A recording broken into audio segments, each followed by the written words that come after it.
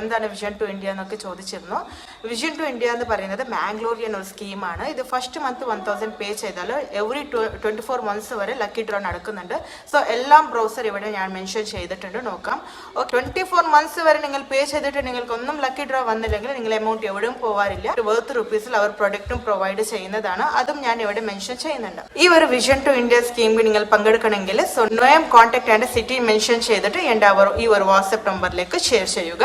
Questions എനിക്ക് വരാറുണ്ട്. Y share your number എന്ന് പറഞ്ഞിട്ട് ബിസിനസ് എന്ന് പറയുമ്പോൾ ആണ് പെണ്ണെന്ന് പറയുന്ന വ്യത്യാസം ഉണ്ടാവില്ല. Without communication is nothing. Okay, നമ്മൾ ബിസിനസിൻ്റെതായ രീതിയിലേ നോക്കൂല. ഇവിടെ ആണ് പെണ്ണുള്ള വ്യത്യാസം ഉണ്ടാവില്ല.